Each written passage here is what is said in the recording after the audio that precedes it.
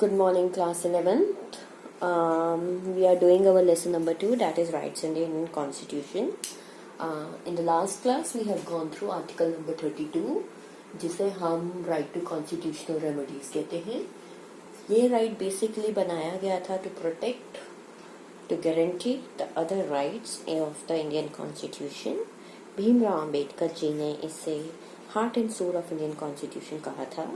Article number 32 में high court और supreme court अलग अलग रिट्स इशू करते हैं जिससे कि सिटीजन्स को उनके फंडामेंटल राइट्स वापस दिलाए जा सकें और उनका वायलेशन ना हो पाए. लेकिन इंडिया में सिर्फ सुप्रीम कोर्ट या हाई कोर्ट या इसे रिट से ही हम अपने राइट्स को प्रोटेक्ट नहीं कर सकते हैं. हमारी बुक में इसके अगेंस्ट कुछ और भी ऑप्शन दिया हुआ है जिसमें हम ये कहते हैं कि besides the judiciary, besides the other mechanisms, कुछ सालों बाद, आज़ादी के कुछ सालों बाद और कॉन्स्टिट्यूशन बनने के बाद, ताकि हम अपने फंडामेंटल राइट्स को प्रोटेक्ट कर सकें, हमने बहुत सारी ऑर्गेनाइजेशंस को बनाना शुरू किया. ये ऑर्गेनाइजेशंस थी जैसे कि national commission on minorities, national commission on women और the national commission on scheduled caste. अब इस मैकेनिज्म के क्रिएशन होते हुए जब बहुत सारी अचीवमेंट्स हमें हासिल नहीं हो रही थी तो हमने सेटअप किया NHRC, national human rights commission. We set up NHRC. अपने आप में ही इसका नाम है कि राष्ट्रीय लेवल के ऊपर ह्यूमन राइट्स को प्रोटेक्ट करने वाला कमीशन. ये कमीशन जो है ये बेसिकली सिर्फ फंडामेंटल राइट्स को ही नहीं बल्कि अदर राइट्स को प्रोटेक्ट करने के रिगार्डिंग भी बनाया गया है. हम ये कहते हैं राइट्स देना बहुत आसान बात है, इट्स वेरी इजी. लेकिन जिंदगी भर उन्हें इम्प्लीमेंट करना, उन्हें प्रोटेक्ट करना उतना ही मुश्किल टास्क है. हर एक व्यक्ति जो कि कई बार डाउन ट्रोडन होता है, जो कि इलिटरेट होता है, जो कि पुअर होता है, जो कि डिप्राइव्ड क्लासेस को बिलोंग करता है, वो अपने राइट्स को एक्सरसाइज नहीं कर सकता. ऐसे में कुछ इंडिपेंडेंट ऑर्गेनाइजेशंस बनने शुरू होती हैं जो डेमोक्रेसी की देख रेख की जिम्मेदारी लेती हैं. इस बैकग्राउंड में NHRC को 2000 में इंडिया में एस्टैब्लिश किया गया ताकि वीकर सेक्शन के राइट्स को प्रोटेक्ट किया जा सके. जब हम इस राइट्स के कंपोजिशन की बात करते हैं तो हम कहते हैं कि नेशनल ह्यूमन राइट्स कमीशन जो है इट इज कंपोज्ड ऑफ, ध्यान दीजिएगा, 5 से 7 मेंबर्स होते हैं. It is composed of former यानी पुराने former chief justice of supreme court. इसके अलावा कोई भी एक फॉर्मर जज जो अभी भी कार्यरत हो सकता है ऑफ सुप्रीम कोर्ट. इसके अलावा former chief justice of high court और 2 और मेंबर्स होते हैं जो कि अपने एक्सपीरियंस और नॉलेज के आधार पर कि वो ह्यूमन राइट्स को किस तरीके से देखते हैं उस पर निर्भर करते हैं. ये कमीशन फंक्शन करता है बाय कंडक्टिंग और बाय इंक्लूडिंग इंक्वायरीज, और वो सारी इंक्वायरीज जो है ये अपने इनिशिएटिव पर करता है.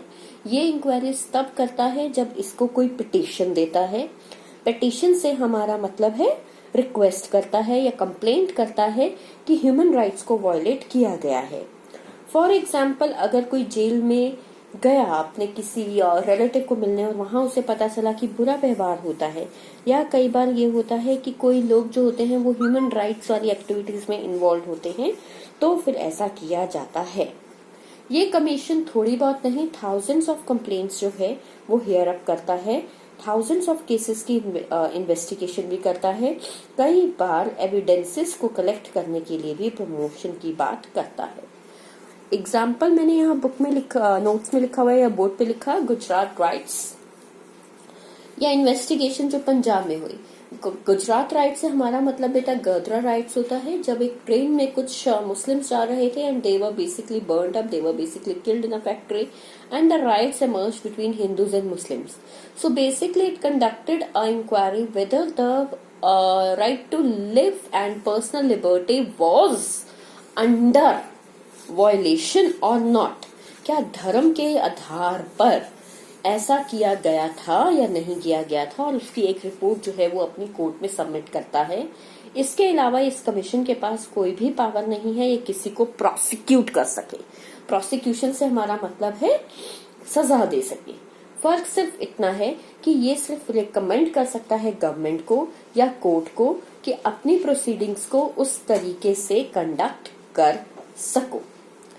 एक ये टॉपिक के बाद हम एक छोटा सा टॉपिक आज और पढ़ेंगे which is mentioned in chapter 4। अब हम चैप्टर 4 की तरफ आ रहे हैं। फंडामेंटल राइट्स हमारे खत्म होते हैं। We will be discussing about fundamental duties. Originally fundamental duties were not incorporated in our country, they were included in our country at the time of emergency.